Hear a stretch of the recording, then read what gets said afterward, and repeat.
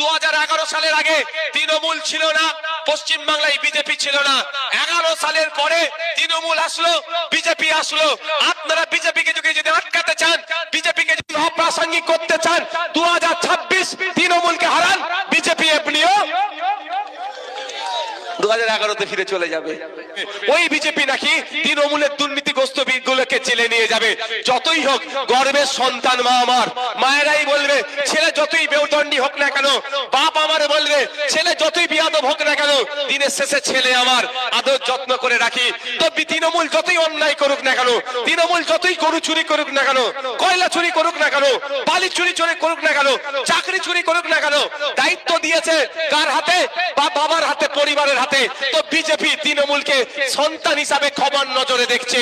তাই শুভেন্দু অধিকারী, দিলীপ ঘোষ, আপনার সুকান্ত মজুমদার রাত দিন সাম্প্রদায়িক কথা বলে বেড়াচ্ছে, কিন্তু এর বিরুদ্ধে ব্যবস্থা কেন গ্রহণ করছে না? জন্মদাতা বাপ আমার করছে ওই জন্য। 2021 সালে 77টা সিট কিভাবে পেয়েছে? কারা দিয়েছে বিজেপিকে 77টা সিট? গিফট করেছে। আজকে যদি ভোট হয়, মমতা ব্যানার্জি যদি সিট না গিফট করে, বিজেপি 10টার বেশি সিট পাবে না, আমি দায়িত্ব নিয়ে বলছি। এই তো জায়গায় সব বিজেপি পৌঁছে গিয়েছে। কারণ যে হিন্দু ভাইরা তৃণমূলের অত্যাচারের হাত থেকে বাঁচার জন্য বিজেপিকে ভোট দিয়ে দেখলো, আরে তৃণমূল আর বিজেপি আলাদা নয়, অত্যাচার তৃণমূল করছে, আটকানোর জন্য বিজেপিকে ভোট দিল। বিজেপি কোনো কথা বলছে না, বকলেমে আরো তিলোত্তমাকে যারা খুন করলো, সেই খুনিদেরকে বাঁচাচ্ছে তৃণমূলের নেতাগুলোকে এই বিজেপি মিলে।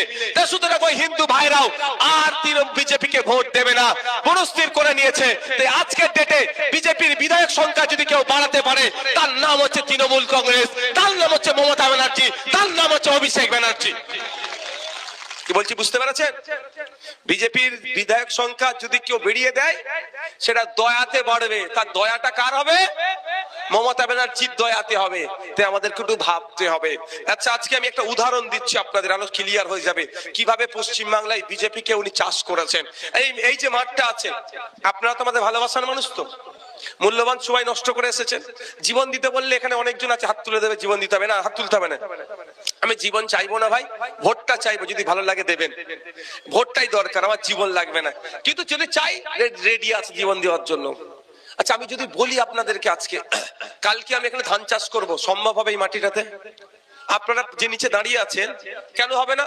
মাটিতে কাঁকড়, বালি, হ্যান ত্যান বালি ধান চাষের উপযুক্ত নয়। ধান চাষের উপযুক্ত করতে গেলে কি করতে হবে? আপনাকে এই মাটি তুলে ফেলে দিতে হবে, ধান চাষের জন্য উর্বর মাটি নিয়ে আসতে হবে। সময় সাপেক্ষ, কালকেই পারবেন? এটা একটা সময় লাগবে। তার জন্য কি করতে হবে? মাটি তুলতে হবে, নতুন মাটি ফেলতে হবে, নাঙ্গল দিতে হবে, করতে হবে, হ্যান করতে হবে, বীজ লাগাতে